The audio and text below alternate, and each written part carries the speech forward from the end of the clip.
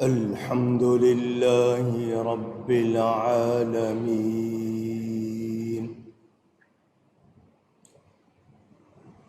والصلاة والسلام على رسوله سيد المرسلين،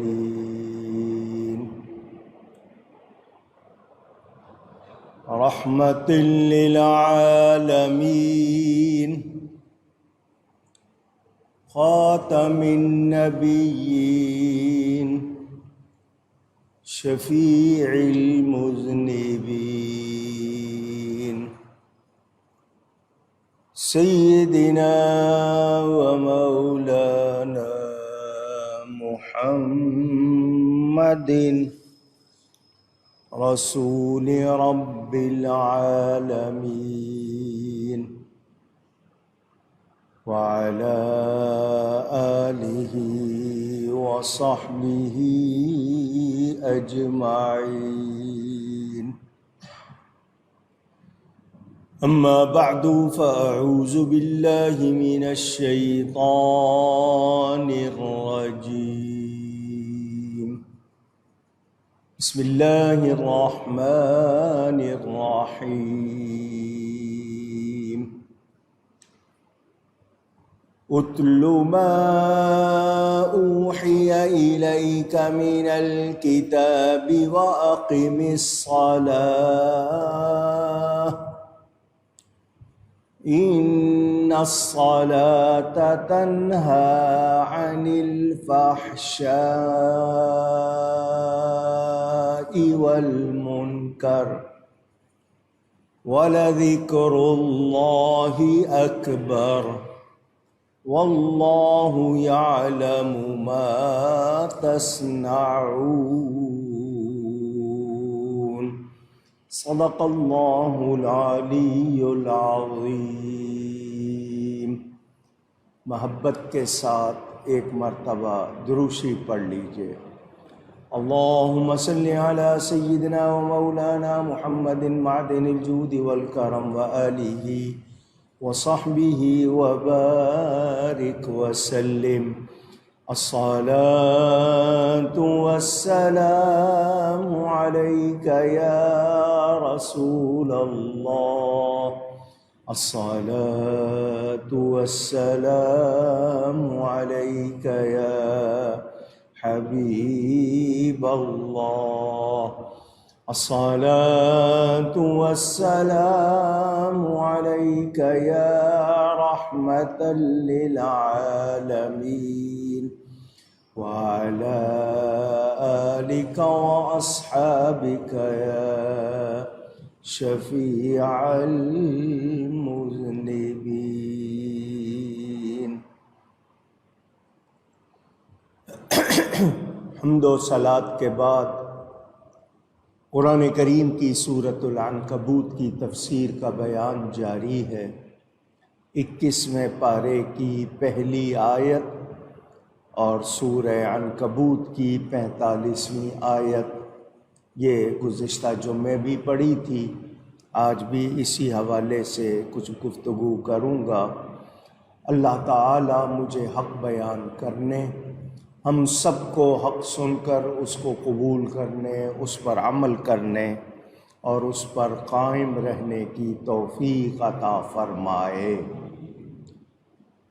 نماز کے حوالے سے بات کی تھی. سب سے پہلے تو یہ کہ اللہ فرماتا ہے اے میرے حبیب آپ پڑھیے وہ کتاب جو آپ کی طرف وحی کی گئی اور نماز قائم فرمائیے.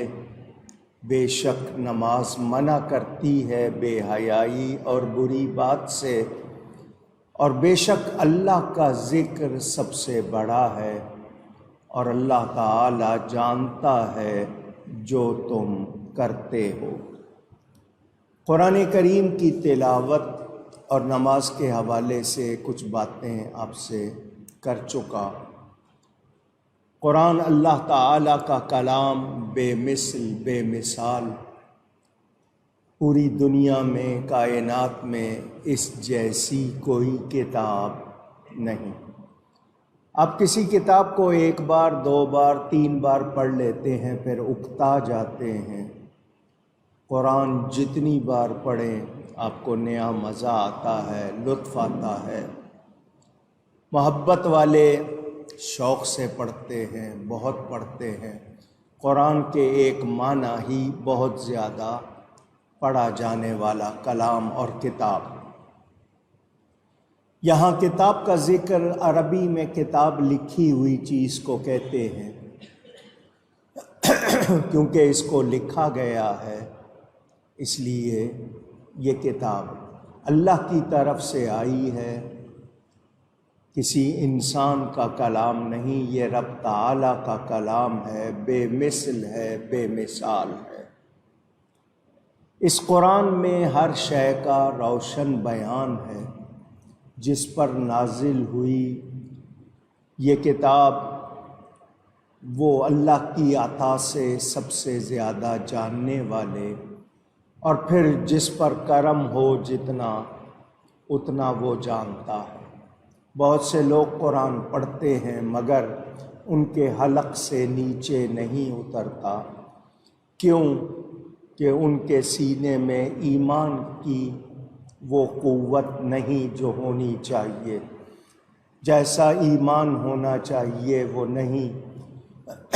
نبی پاک صلی اللہ علیہ وآلہ وسلم سے جو وابستگی ہونی چاہیے وہ نہیں، نتیجے میں وہ اس قرآن سے وہ فیض نہیں پاتے۔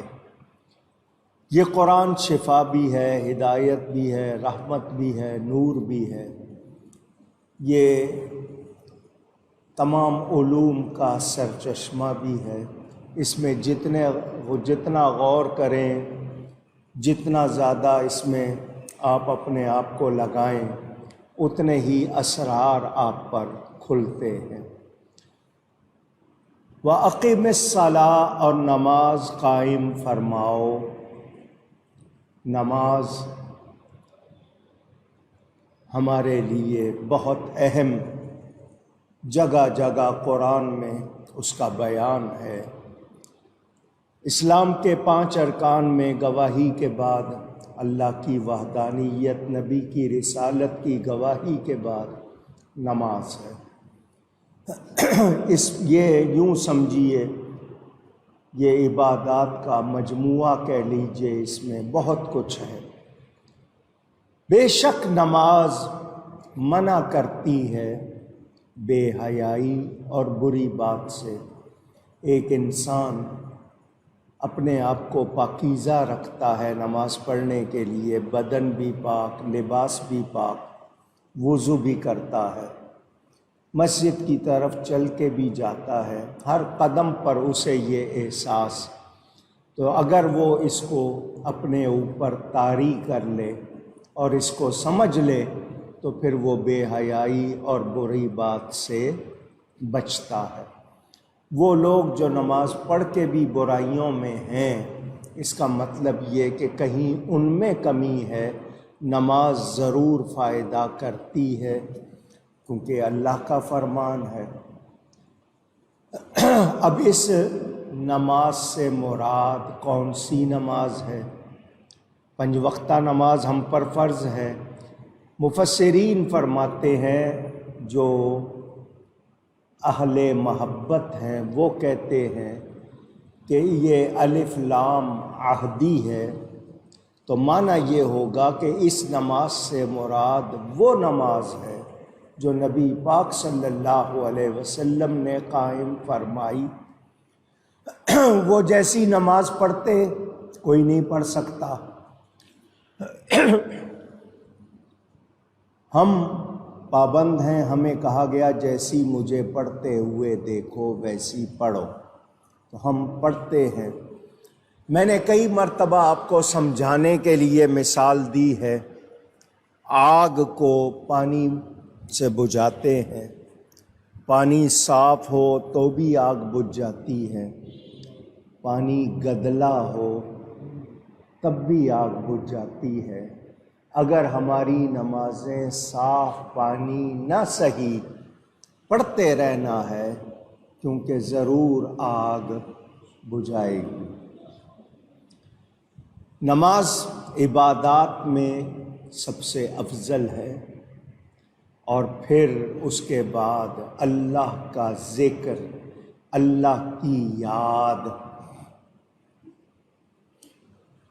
نماز کے حوالے سے ہم لوگوں میں کچھ کمزوریاں ہیں، ہمیں وہ دور کرنی چاہیے، شرمانا نہیں چاہیے، کیونکہ صحیح ادا نہیں کریں گے صحیح فائدہ نہیں ہوگا۔ شرائط کیا ہیں، فرائض کیا ہیں، واجبات کیا ہیں، سنتیں کیا ہیں، وہ ہم یاد نہیں کرتے۔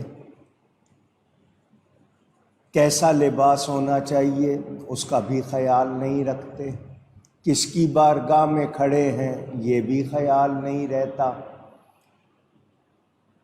اصل میں محبت والے، جو واقعی ایمان والے ہیں، وہ خیال کرتے ہیں، عام لوگ پرواہ نہیں کرتے۔ میں نے آپ کو بتایا تھا حضرت سیدنا امام زین العابدین رضی اللہ تعالی عنہ، امام محمد باقر، ان کے بارے میں روایات ملتی ہیں کہ وہ نماز کے لیے کھڑے ہوتے تو رنگ پیلا پڑ جاتا، زرد ہو جاتا، جیسے کسی نے پورا خون نچوڑ لیا ہو۔ بیٹے نے پوچھا، بجان نماز کے وقت آپ کی یہ حالت کیوں ہو جاتی ہے؟ فرمایا، جانتے ہو کس کے سامنے کھڑا ہوتا ہوں؟ اللہ کی ہیبت، اس کے جلال کی وجہ سے میرا یہ حال ہوتا ہے۔ جو لوگ قدر والے ہیں انہی کو اندازہ ہے۔ ہم پھر بھی جیسے بھی ہو سکے نماز کے عادی بنیں۔ یہ وہ تحفہ ہے جو رب نے عرش پر بلا کر عطا کیا ہے، اور اس کو مومن کی معراج فرمایا گیا ہے۔ تو جو مومن چاہتا ہے اس کو معراج ملے، اس کو نماز کی پابندی کرنی چاہیے۔ میں نے آپ کو یہ بھی بتایا، آپ پوری مخلوق کو دیکھیں گے مختلف حالتیں ہیں، نماز میں وہ ساری حالتیں بھی جمع ہو گئیں، اور سجدے میں بندہ اللہ کے بہت قریب ہوتا ہے، اس کو بہت پیارا ہوتا ہے۔ یہ انسان اگر اس حقیقت کو جان لے تو سجدے سے سر ہی نہ اٹھائے، مگر ہمیں اتنی دلچسپی، اتنا شوق نہیں ہے۔